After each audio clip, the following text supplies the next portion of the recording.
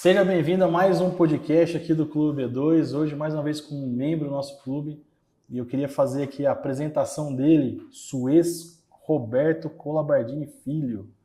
Suez Colabardini, né? Seja muito bem-vindo, Suez, aqui ao nosso podcast. Obrigado, é um prazer, uma honra sempre contar com toda essa audiência qualificada do Clube B2. Muito bom. Para começar, então, eu vou ler aqui o currículo do Suez, como vocês já estão acostumados. O Suez nasceu em 81, né, aqui em São Boa Vista, São Joanense, formado aí pelo nosso parceiro FEOB, né, tá ali no clube, em 2003, né, em dezembro. Exerce a advocacia desde 2006, né, formado em Direito, no caso, né, e é focado em resolução de litígios judiciais. É muito chique isso aqui, eu não sei falar disso, né? Litígios judiciais. Formação acadêmica, né? Após a graduação, né, vocês cursou MBA em Executivo em Gestão Empresarial pelo INPG, é isso? 2004, 2005. Se especializou em Direito Processual Civil na USP, né, em 2015. E depois, agora você está num processo do mestrado, né, que está nas fases finais. Na reta final do mestrado. Reta final, onde está fazendo, né, que o Direito Tributário, né, que começou em 2009, né, e está até agora para finalizar no IBET de São Paulo. É isso mesmo, tá certo? No IBET. IBET. Na verdade, eu comecei os estudos nessa área lá atrás, em 2009. Tá, mas o mestrado é agora. Fiz, na época, um curso de especialização, na época 2009, 2010. Tá. E foi vindo junto com a advocacia, e agora, no ano de 2022... 2009. Surgiu aí a oportunidade de aprofundar e levar o estudo nessa questão do estrito sensu mais acadêmico. E aí em 2022 eu ingressei no mestrado no IBET São Paulo, que é uma instituição que tem nota máxima na sua qualificação. E agora estamos aí, se Deus quiser, esse ano ainda termina, reta final. Direito tributário não é fácil não escolher esse tema, então desculpa o erro aqui do 2009. Bom, atuação profissional, né, profissional não, na parte vamos falar, social, né, você já foi membro do Rotary Club, né, de 2020 a 2023, né, fez uma excelente atuação no Rotary, né, em parceria até com a Caixa, algumas ações em conjuntos, né, e em 2022 e 2023 esteve como secretário da Caixa e atualmente está como presidente, né, que a gestão 24 e 25, que é bienal, né, Isso, a gestão exatamente. lá, certo? Seu escritório é especializado em resolução de conflitos em contencioso judicial e prevenção de litígio, atuando em direito civil, empresarial, imobiliário, médico e tributário. Então esse é o Suez, está devidamente apresentado. Bastante coisa, hein, Suez? É uma trajetória razoável que, de certa forma, entrega até a idade da gente, né? Mas, graças a Deus, é uma trajetória da qual a gente se orgulha. Sim. Porque ajuda a formar essa reputação e esse reconhecimento que hoje nos é trazido. Muito bom. Bom, começando aqui, a primeira pergunta que eu gosto de fazer, Suez, acho que toda vez que chega um convidado aqui, o que é para você o Clube B2, o que está sendo, o que você está achando, quais são os resultados, enfim, eu queria ouvir tua opinião em relação ao Clube B2. O que você poderia compartilhar para a gente aí? O Clube B2, a ideia dele é uma semente. É uma semente que formou um embrião que ainda vai dar muitos frutos. Mas agora, desde o começo, é muito interessante que ele permite um processo de desenvolvimento entre os membros, justamente nas negociações entre si ou através de cada um deles. Então é um fortalecimento, uma rede de apoio que permite um fortalecimento muito interessante, justamente para aquelas pessoas que ou estão começando ou têm um porte empresarial menor, porque a rede de relacionamentos hoje no mundo digital, nesse mundo da instantaneidade, ele é de grande valia e grande tracionamento na ideia do desenvolvimento dos negócios. E aí, outro fator interessante é a questão da multidisciplinariedade. Ali temos segmentos diversos, inclusive dentro das próprias regras do clube, e isso permite visões sobre diversas óticas. Isso é muito interessante. Muito bom. Não, realmente, ali até hoje mesmo a gente recebeu lá um produtor rural lá que planta tomate. Eu achei legal. Eu vi, ele mostrou a foto assim do tomate que estava falando com ele ali. Parecia coisa. Nunca tinha visto tomate tão bonito. Parecia que era uma foto montada, assim. Então, Na verdade, não existe nenhum segmento que não precise do outro. com certeza. Nós vivemos num ecossistema chamado sociedade, onde o advogado precisa do marketing, o advogado precisa vender, a empresa precisa do advogado, a empresa precisa do marketing, do financeiro, enfim, nada subsiste sozinho no mercado. Então precisa ter essa interlocução entre as áreas, e isso de uma forma menos burocratizada possível, quanto mais direto, mais acessível, porque a maior matéria-prima que temos hoje é o tempo, e o tempo é escasso, para todos. Então, o quanto a gente conseguir otimizar tudo isso é o quanto o resultado vem de uma forma mais rápida e maior. Muito bom. Suez, vamos lá, começando aqui nosso bloco falando um pouquinho sobre a sua formação acadêmica e especialização. É uma pergunta que eu gosto muito de fazer e é legal para entender o que te motivou, né, escolher o direito lá. Eu sei, eu acho que um pouquinho, só que você contou lá no clube, mas tem muita gente que está assistindo talvez não saiba, né, a ingressar na carreira de direito. Qual foi a sua influência, o que te levou a escolher esse caminho? A minha influência, basicamente, como eu sempre digo a todos, foi o meu saudoso falecido tio, que ele era meu padrinho de batismo, e a vida inteira eu tive muito convívio com ele. Ele era irmão do meu pai, ele faleceu em 2019, e ao longo da vida eu andei muito com ele, talvez tenha me inspirado, e aí foi quando chegou o momento de ir para o curso superior e não tive dúvidas. Aliás, eu tive duas opções. Na época eu cogitava entre o direito ou o jornalismo, porque essa questão da dinâmica da notícia é uma coisa que sempre me fascinou bastante. Mas aí o direito, pela sua versatilidade e também pela facilidade de já ter essa inspiração dentro de casa, dentro da família, acabou levando, e tanto é que na época eu não fazia questão nem de ir embora de São João, porque eu já tinha essa proximidade, tinha esse estreitamento. Aí em 99 acabei ingressando na Faculdade de Direito aqui de São João, que é uma das mais antigas do estado de São Paulo, e ali cursei até 2003, e aí fui dando sequência. Depois de formado, acabei ingressando no MBA em gestão empresarial. Na época eu passei em primeiro lugar no processo de seleção.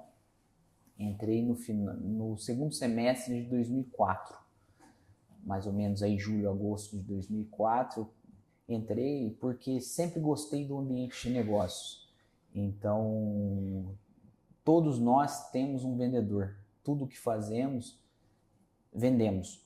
Então, e quando se fala em venda, se fala em negócio. E também, como eu sempre fui habituado ao meio dos negócios, ao meio empresarial, pelo convívio desde criança com meu pai, por onde eu andei, então era um ambiente que também me fascinava.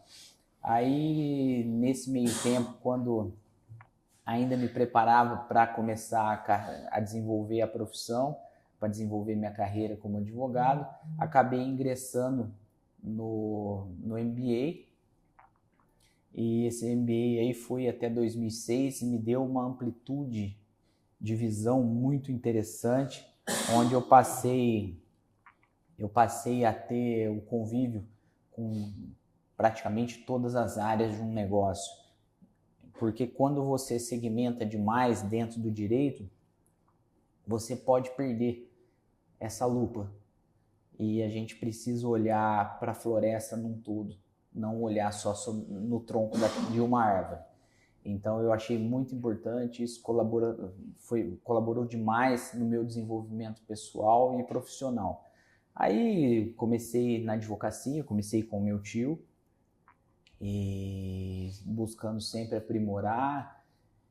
Por uma curiosidade, comecei a estudar mais, comecei a me aproximar mais do direito tributário aí lá para 2009, aproximadamente. Fiz um curso de especialização para me inteirar mais e ter uma profundidade um pouquinho maior.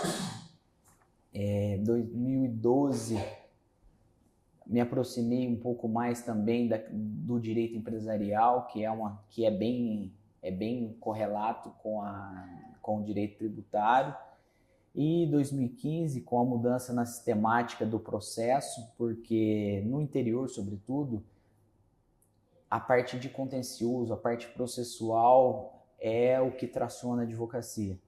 Então, em 2015, nós tivemos uma reforma, uma troca do Código de Processo Civil, e aí eu vi que naquele momento seria interessante eu conduzir os estudos de uma forma mais aprofundada dentro dessa nova sistemática que estava começando. Só para ter uma ilustração dentro dessas janelas de tempo, o código que antecedeu esse regramento do processo, que antes de 2015, ele era de 1973.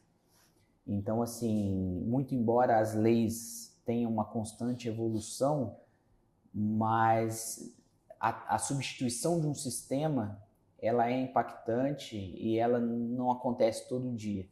Então, aí eu fui para a Universidade de São Paulo, a Faculdade de Direito em Ribeirão Preto, onde eu fiz uma especialização lá. Então, assim, você vê que ao longo de toda a trajetória, a atualização, o aprofundamento, para mim, é uma constante. E depois dessa especialização na USP em Ribeirão, agora, em 2022, eu acabei aprofundando, mergulhei nesse que era um sonho desde o começo, que era o sonho de ter o título de mestre, que daí já é um título acadêmico, estrito sensu. E aí já cursei todos os créditos, agora estou na fase de redação da dissertação, que deve aí passar até o meados de novembro, já deve estar concluído, se Deus quiser. Muito bom. Não, eu acho que a questão você já comentou, até ia perguntar sobre isso, do porquê ter tanta especialização, mas a importância disso, você está sempre se aprofundando. Inclusive, né, eu acho que você foi muito feliz em buscar ali um primeiro MBA para gestão empresarial, que eu queria até que você comentasse um pouquinho sobre isso, porque às vezes, beleza, você faz um curso ali, uma graduação, você se torna um especialista ali em direito ali e tal, só que às vezes, poxa, eu tenho que gerenciar o meu negócio. E eu vejo muitas pessoas, às vezes, que são profissionais liberais de diversas áreas, seja da área da medicina, direito ou outras, e às vezes a pessoa acaba não sabendo como gerir o seu próprio negócio. E eu queria que você comentasse um pouquinho sobre isso, que eu acho que foi muito interessante a forma como você desenhou a sua carreira em relação a isso, estudos, né? Esse tema é um tema polêmico, sobretudo com a turma que é mais conservadora dentro do direito, tá? E eu vou te pontuar o porquê disso. Em primeiro lugar, existe uma questão que aqui não vem ao caso, mas só para a gente mencionar. No direito, a gente tem uma vedação legal com relação àquilo que se chama de mercantilização da profissão.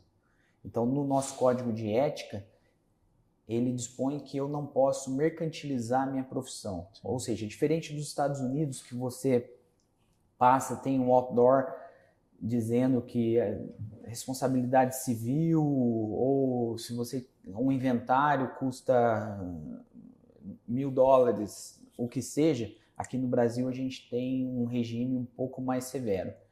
Se é correto ou se não é, não vem ao caso. Mas o que acontece? a grade curricular das faculdades de Direito no Brasil hoje, elas são extremamente obsoletas. Então, ela forma o profissional para que ele tenha condições de ser um advogado, ou um delegado, um promotor, um juiz.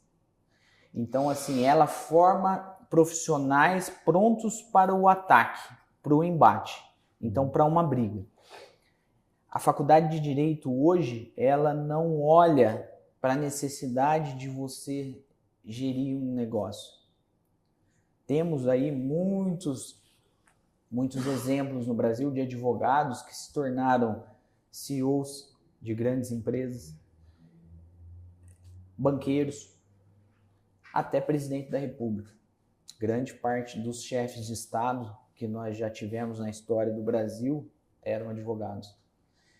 Então, o que acontece? As faculdades, elas não preparam nesse aspecto da gestão. E isso é lamentável, porque existe um preconceito muito grande. E o preconceito também é inverso, tá? Eu me lembro, quando eu entrei no MBA, no primeiro dia de aula, primeiro módulo, o professor pediu para que todos se apresentassem. E aí eu me apresentei. Eu falei, eu sou formado em Direito, sou advogado, etc. e tal. A pergunta que me foi devolvida: o que você está fazendo aqui? Entendeu? Então, assim, essa não compreensão e essa injustiça também é inversa. Porque tem muito administrador que acha que o advogado não administra.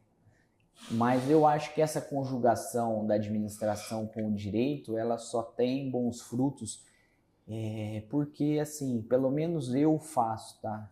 O meu escritório é um negócio. Eu trato ele como um negócio. Muito embora a gente tenha diversas formas de você constituir esse negócio, o que eu sempre brinco, e que eu falei outro dia lá na apresentação no clube, você tem que escolher se você é um Fordista ou um Rolex. Se você tem uma linha de produção, uma Toyota ou um Rolex, entendeu? Então, uma produção em série ou uma produção artesanal. Uma produção assim, personalizada. Que são as boutiques, né? Exato. Não escritório tenho boutique.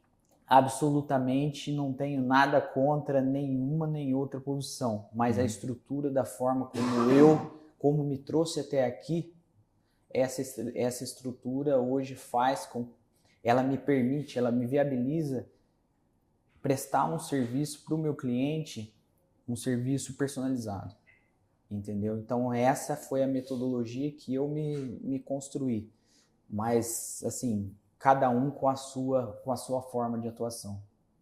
Então, por isso que a administração, só para a gente fazer um fechamento nisso, por isso que a administração, a gente tem que ter esse olhar para o marketing, a questão da venda. Eu tenho X atendimentos, quantos atendimentos eu converto em contrato? Eu tenho que vender. Eu não estou ali para ilustrar. Entendeu? Então, assim, essa visão, esse mindset da gestão, da administração é muito importante. Eu acho legal, assim, pegando um gancho aqui numa coisa que você falou e continuando aqui, em relação a esse tema, a gente antigamente valorizava-se muito o especialista. E você trouxe um tema aí, você falou do lance de não ser tão especialista, de trabalhar de forma mais ampla, vamos falar, generalista. E hoje eu entendo que o profissional generalista ele tem muito mais valor do que o especialista. Temos até um livro com esse título, tem? Né? Tem. Não sabia. Salvo engano, os especialistas no mundo, os generalistas no mundo dos especialistas, uma coisa legal. Assim. É um livro muito interessante. E assim, aqui vem uma curiosidade que é uma peculiaridade do mercado do interior.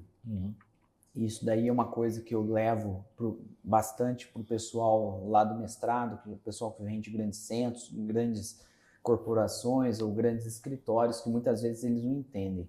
No interior, você não consegue tracionar, por exemplo, uma área. É diferente. Se eu subir um andar do prédio do meu escritório, eu vou procurar um médico, se eu preciso de um médico ortopedista, e o médico ortopedista que cuide ou da minha mão ou do meu pé. Se eu for para um centro maior, eu vou ter o cara que cuida da mão esquerda, o cara que cuida da mão direita, certo? Ou então tem o do pé, que atende o pé, tem o que atende só o tornozelo. A alta especialidade na advocacia no interior, salvo raríssimas exceções, ela não permite o tracionamento do negócio. E aí, voltando a utilizar conceitos da administração. Eu preciso tracionar. Para eu tracionar, o que eu preciso? Eu preciso faturar. Para faturar, eu tenho que ter demanda. Entendeu? E a grande maioria das áreas na advocacia no interior não traciona numa única área. Então, por isso que eu sempre afirmei a questão da necessidade de você não ser tão generalista, mas você ter um nicho. Eu sempre denominei o meu nicho de atuação como o nicho dos negócios. Antes de ser advogado, até que nem constou na apresentação, eu venho do mercado imobiliário. Então, esse é um mercado que eu também me criei desde criança, eu convivi nesse meio. E isso tudo eu trago, essas experiências eu trago para cá. Eu tenho um ambiente de negócio, eu tenho um nicho de negócios. Então, o que envolve um nicho de negócio? O direito civil. Dentro do direito civil eu tenho a parte de obrigações, contratos, responsabilidade, discussões sobre posse, propriedade, imobiliária, tenho questões sucessórias, então eu tenho uma gama muito grande. Tenho dentro do direito imobiliário operações imobiliárias que você pode assessorar o seu cliente em due diligence, nas operações, na efetivação das operações em si, constituições de empresas. Quando se fala, hoje se fala, até vulgarizou um pouco essa expressão, a questão da holding. Todo mundo acha que a holding é a solução da vida, mas é uma solução que nem é para todos. Então, assim, a constituição de negócios, constituição de empresas. Eu posso constituir uma empresa que o capital social dela não seja dinheiro. Ok? Então, assim, aí você passamos do direito civil para o direito imobiliário, para o direito empresarial, tudo isso envolve o quê?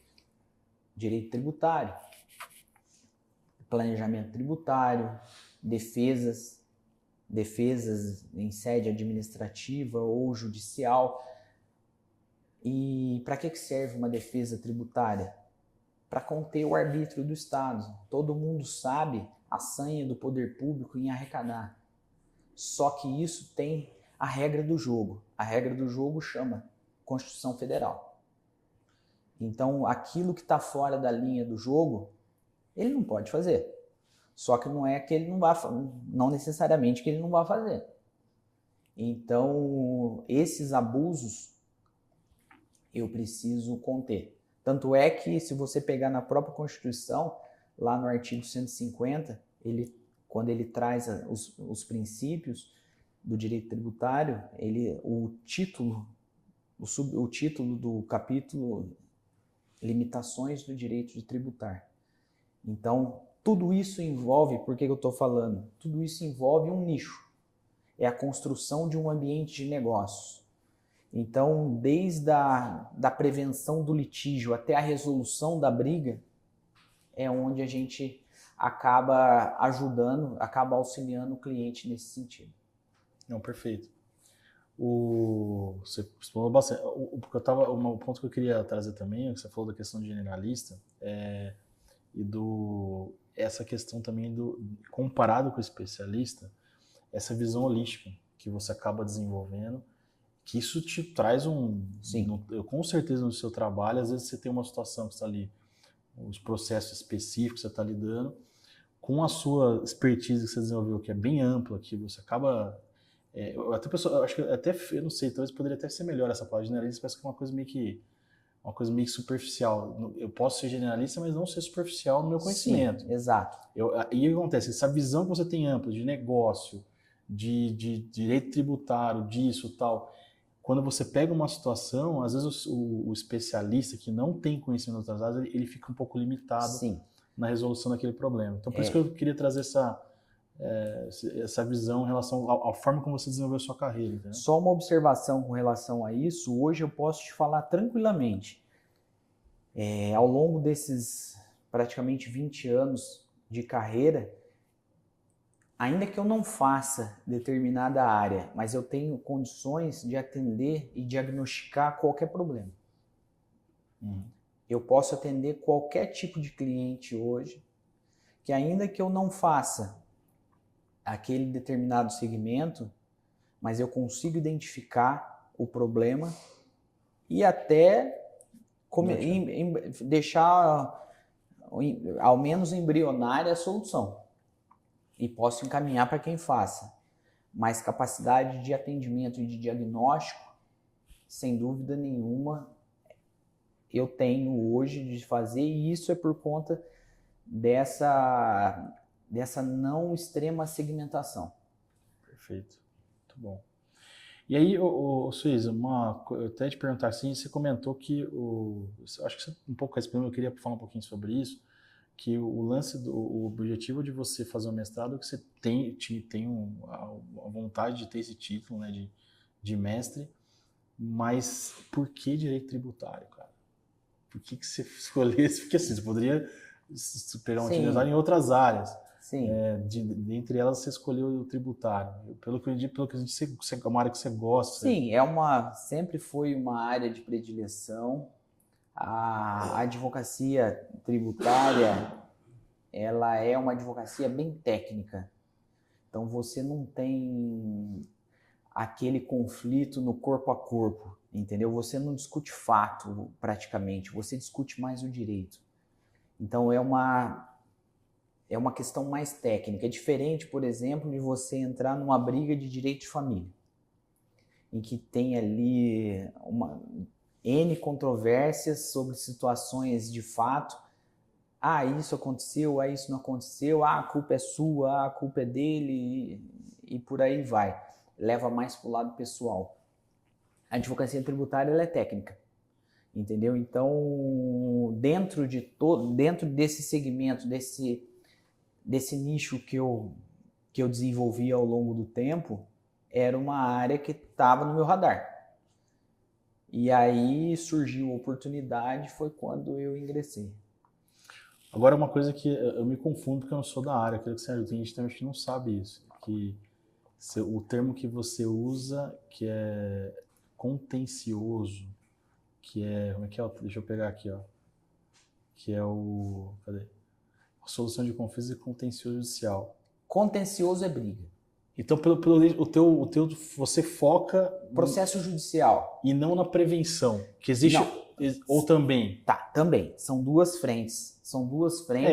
Que elas não se confundem e não se conflitam. Eu tenho de um lado a questão da prevenção. Só que a prevenção ela não é tão recepcionada pela cultura da nossa sociedade. O sujeito prefere esperar dar o problema para ele procurar um advogado. O sujeito muitas vezes fala assim, mas eu não vou pagar uma consulta para um advogado. Eu vou e eu faço. É aquela história que a gente sabe, tem muito sabichão na vida cotidiana. Uhum. Então, o que acontece? Muitos conflitos que vão parar lá no fórum, vão parar no judiciário, eles poderiam ter sido evitados, certo? Então, essa advocacia a gente faz. É a advocacia consultiva na prevenção de conflitos. A gente a gente cria um espaço de um risco controlado para as operações. E isso é muito... serve tanto para a pessoa física quanto para a pessoa jurídica. Na pessoa jurídica é até mais usual, tá? Agora, aquilo que vira processo, aquilo que vira, por qualquer motivo, vira briga, é o que a gente denomina de contencioso.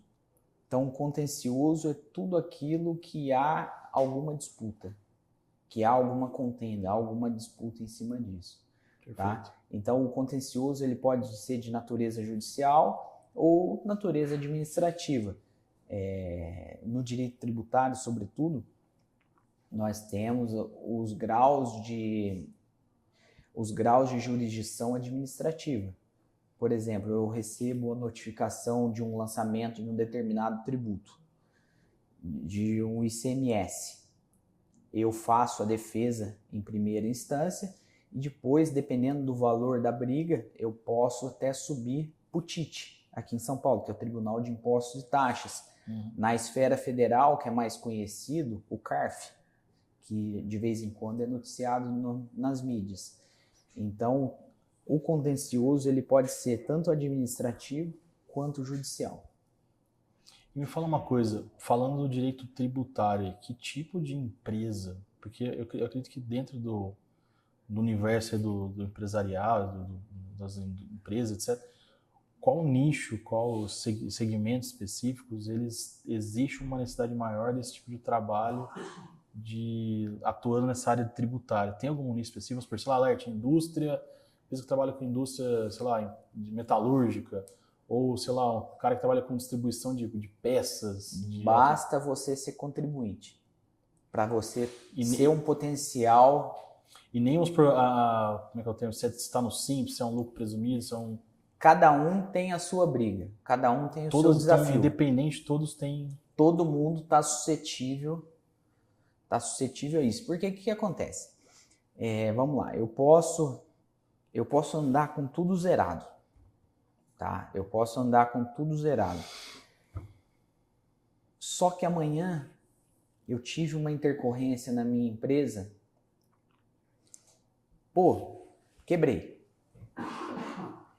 O que é a primeira coisa que eu paro de pagar? Imposto. Por quê? Porque não gera nada de resultado. Assim, a retaliação em cima disso vai acabar sendo mais adiante. Não vai ser tão imediata. Porque se eu paro de pagar minha folha, eu não tenho mão de obra. E outras, são famílias que dependem do meu negócio. Se eu parar de pagar o banco, ele vai me cortar o crédito, certo? Uhum. Ele pode interromper o meu ciclo. Agora, se eu parar de pagar o imposto, eu vou parar a minha operação? Não. Estou dizendo isso, não que isso seja o correto de se fazer. Sim. Mas isso é o raciocínio prático de quem passa por esse tipo de situação. Uhum. Aí o sujeito para. Aí ele tinha lá lançado um passivo tributário, esse passivo foi para dívida ativa, foi para execução. E aí? Eu tenho um problema, certo? Vamos para a contraposição disso. Estou redondinho aqui na minha empresa. O fiscal vem por determinada situação, tenha ele razão ou não, recebo um auto de infração que me impõe uma multa. Eu tenho um problema tributário. Sim. Entendeu? Então, assim, para você precisar de um advogado tributarista, basta você ser um contribuinte. Perfeito. Ou, de qualquer forma, responsável. Também temos diversos casos, também não cabe ao aprofundamento, as questões de substituição tributária, etc. e tal. Maravilha. Agora, falar um pouquinho sobre a parte de contribuição comunitária, liderança e tudo mais. Né? você esteve no, né, como no Rotary ali por alguns anos ali, né? E em paralelo você também na Caixa. O que te motivou, né, a estar ingressando nesse tipo de instituição e tal, fazendo esse trabalho? Porque querendo ou não, é um trabalho, não deixa de ser um trabalho que você acaba servindo, o Rotary mesmo é um clube de serviço, está ali para poder apoiar. A Caixa é uma instituição que depende ali de uma atuação, de gestão, e é um trabalho que, vamos falar que é pro bono, ou seja, você é voluntário, você não recebe voluntário. Nada em troca disso. Até o pessoal tem dúvida, será que o pessoal, né, um presidente de uma Caixa, ele tem salário? O presidente de um Rotary tem salário? Quisera eu. Então, primeiro, o que te levou a ingressar, né, em relação a isso? E já emendando a pergunta, quais os projetos, planos aí em relação à Caixa nessa sua gestão 24-25? Eu vou te devolver eu vou te responder essa pergunta com outra pergunta. Certo. Que sociedade que você gostaria de ter para os seus filhos e para os seus netos? Então, eu acho que é uma obrigação de todo mundo que tem condições prestar ajuda para a melhoria da nossa sociedade. No meu caso, tem muita gente que doa dinheiro. sim. É fantástico. Não vamos ser hipócrita na nossa conversa de falar que o dinheiro não é importante. O dinheiro traciona tudo. Lógico. Hoje eu tenho quase uma folha de praticamente 15 funcionários, tenho 74 assistidos entre crianças e adolescentes. Transporte. Tem transporte, tem tudo. E tudo isso sai de algum lugar. Lógico. Ok? Só que não basta o dinheiro. Eu preciso ter quem desenvolve. Deus me deu a minha vocação. Tenho meus dons, tenho meus defeitos também, obviamente como todos. Só que eu posso doar o que está aqui. E o seu tempo também, que é muito valioso. O meu tempo que na advocacia ele é uma das minhas matérias-primas. Sim. Tempo e conhecimento. Só que isso não basta, porque a gente não se basta. E conforme a gente está falando sobre isso aqui nessa conversa, nós vivemos numa sociedade, vivemos num ecossistema. E isso precisa ser fomentado. Nós precisamos desenvolver a nossa sociedade para que aquelas pessoas que não tiveram a mesma condição que a gente, elas possam ter a dor delas um pouco mais amenizada. E isso me motiva todos os dias. Isso me motiva a ter assumido a grande responsabilidade de assumir a presidência de uma instituição que em maio desse ano fez 25 anos em São João. E ao longo de todo esse tempo tem uma reputação muitíssimo bem construída. Então, Laerte, a questão é isso. O que você pode dar além do dinheiro? Porque o dinheiro a gente dá, graças a Deus a gente vai ganhar aqui do outro lado. Mas o que mais que você pode fazer para amenizar a dor dessa pessoa? Quantas pessoas hoje na nossa sociedade não têm condições de custear um plano, um seguro-saúde e passam por perrengues de saúde? Então, assim, nós sabemos que o poder público, ele não dá conta. Se o poder público fosse eficiente, como em muitos países, o terceiro setor nem existiria. Agora, a existência e o reconhecimento pelo poder público do terceiro setor, ele é o reconhecimento do que eu existo, eu tenho essa obrigação, mas eu não dou conta. Então, vai aí e faz você. Então é isso, é todo dia buscar trazer esse conforto e trazer essa melhoria na condição de vida das outras pessoas, baseado naquele conhecimento, naquele dom, naquela vocação que eu tenho.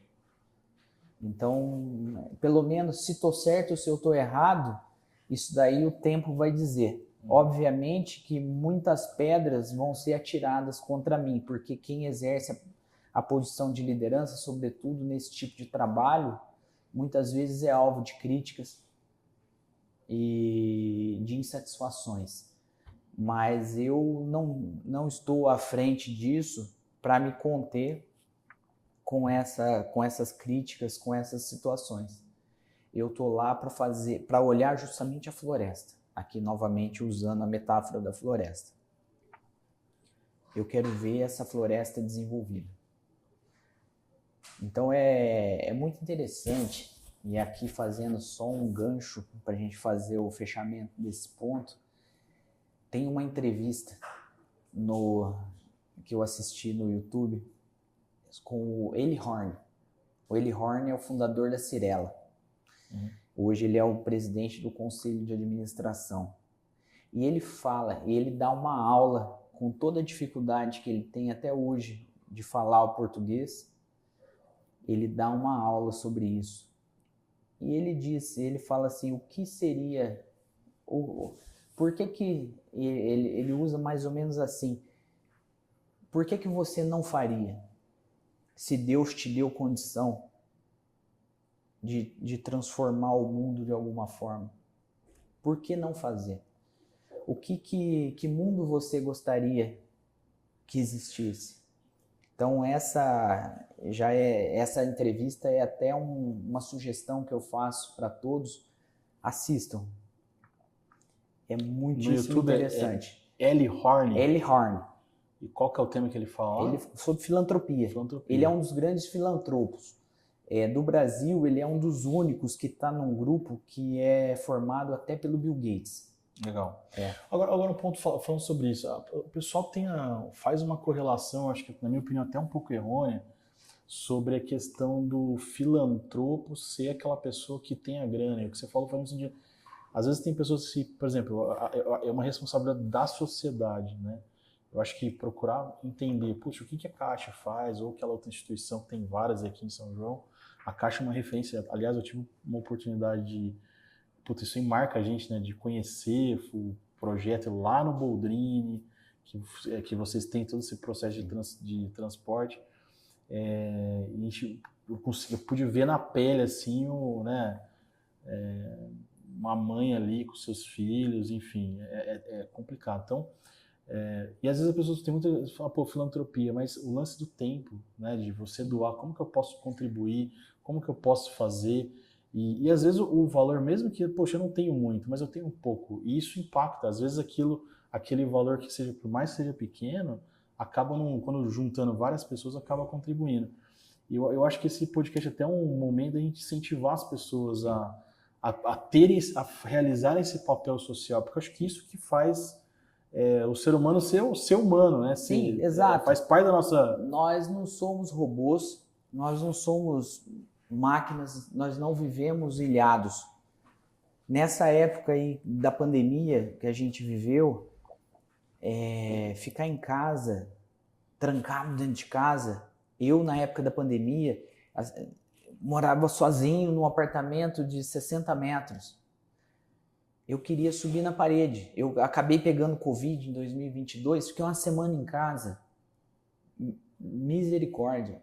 É terrível. O ser humano, ele vive em grupo. Ele não vive sozinho. Não adianta eu enriquecer sozinho. Não adianta eu enriquecer aqui e aqui do meu lado ter outro ser humano passando fome, passando necessidade, não tendo onde morar, doente, sem ter acesso a um tratamento. Que mundo é esse? O mundo das extremidades, da extrema desigualdade, ele não é um mundo sadio. Eu preciso ter um equilíbrio. Não estou falando aqui de questões políticas, tá? não falo questão de socialismo, comunismo, todos esses conceitos Sim, históricos. Sim. Pelo amor de Deus, não sou uma pessoa, vivo no mundo capitalista, concordo com as questões de meritocracia, claro, etc. Porém, nada é absoluto. Nós precisamos conter certas coisas. E o poder público, o Estado por si, ele tem as suas ações afirmativas. O que são essas ações afirmativas? São movimentos em prol dessas minorias, de situações para se evitar essas extremidades negativas. Só que e isso daí voltando ao centro da minha resposta, não adianta então eu me enriquecer, eu ser muito próspero e o meu próximo ser numa extremidade negativa tremenda. Isso eu não posso considerar sucesso. Você entende aonde eu quero chegar? Então, assim, a filantropia, o voluntariado de forma geral, ele serve para isso, para esse tipo de movimento. Lá no CAASH, nós temos o nicho. Atendemos crianças e adolescentes com doenças oncológicas, doenças hematológicas, são alguns casos. Porém, existem outras instituições. Eu tenho instituição de acolhimento de crianças que foram retiradas, que foram objeto de perda do poder familiar, foram retiradas dos pais por algum motivo. Eu tenho instituições que acolhem idosos. A nossa sociedade, ela tem muitos problemas. Tem muitos problemas. E isso é uma coisa do mundo, não é uma coisa nossa, do Brasil. Eu tive a experiência internacional de passar uma temporada no Canadá. O Canadá, que é um país de extremo desenvolvimento. Eu passei por lá, eu fui fazer um intercâmbio para estudar inglês, só que eu sou uma pessoa observadora.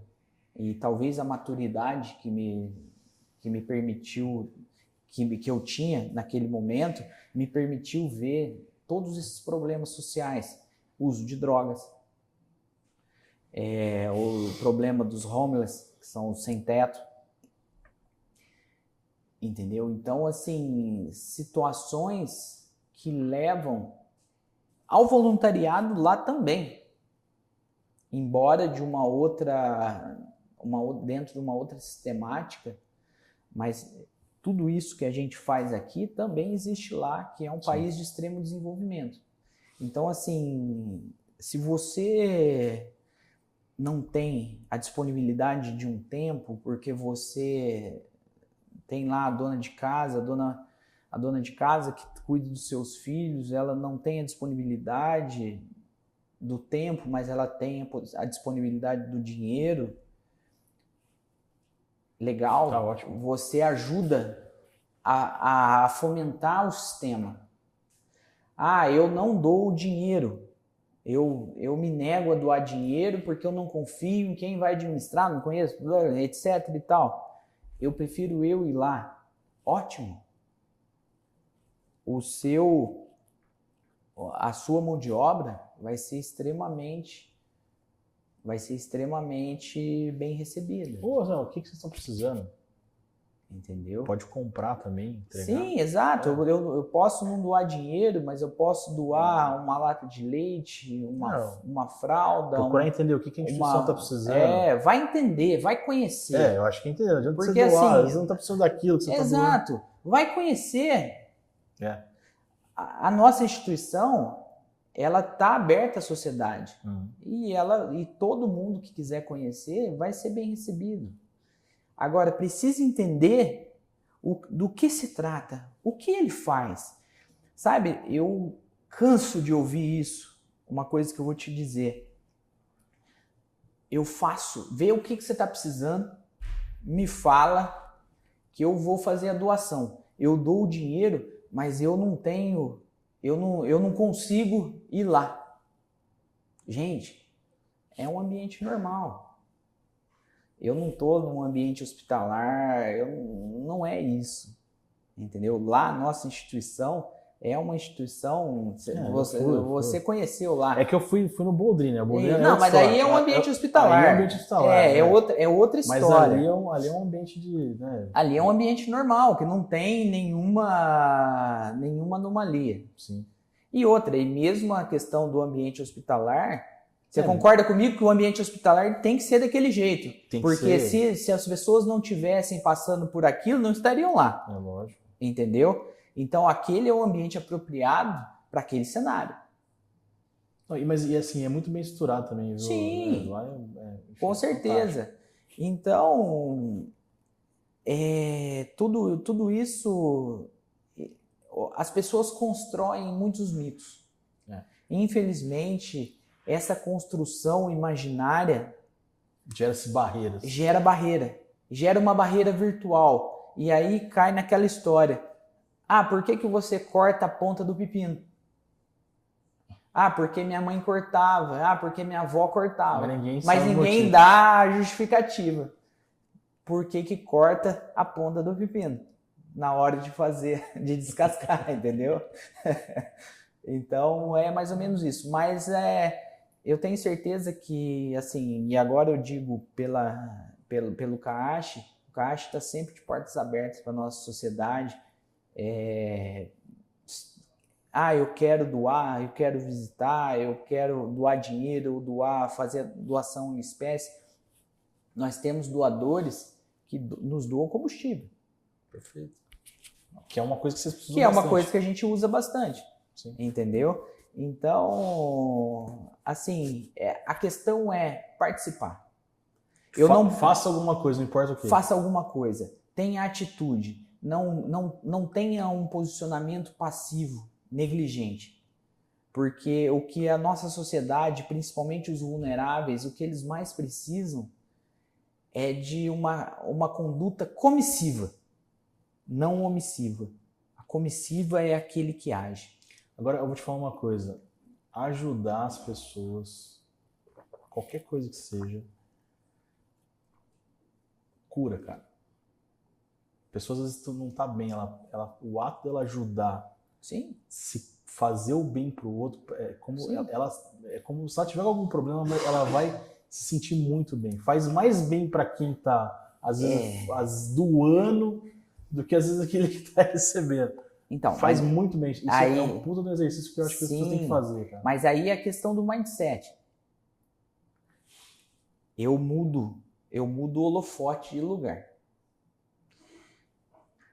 Se eu tô dentro de um sistema, dentro de uma cápsula, dentro de uma bolha, eu não consigo enxergar o que o outro vive. Só que eu aqui dentro dessa bolha, eu começo a reclamar que alguma coisa não tá da forma como eu gostaria. Só que do lado de fora da minha bolha, tem o Joãozinho, a Mariazinha, que tá passando um perrengue, que o sonho dele era estar dentro da minha bolha. Entendeu?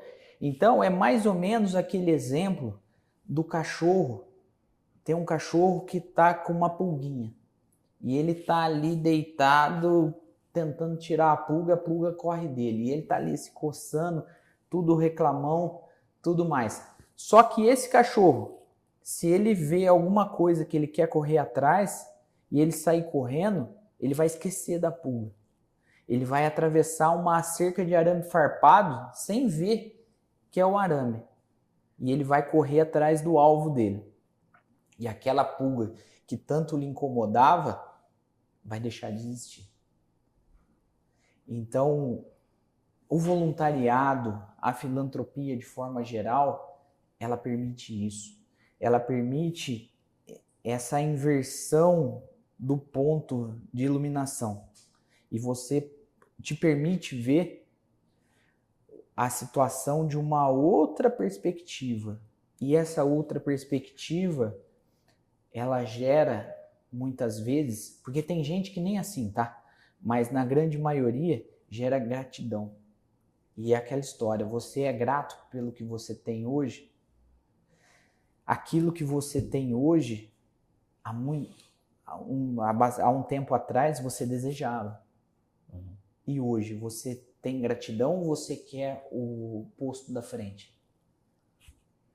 Entendeu? Então, você ter toda essa abordagem, ter essa consciência de vida, consciência humana, ela te permite a ser cada vez mais grato por tudo, a humanizar cada vez mais as relações, porque o que acontece, e aqui já puxando um gancho para o segmento dos negócios, o que é um CNPJ? É um aglomerado de CPFs. No final do dia, a hora que você fecha a sua empresa, o que sai da sua empresa? Pessoas.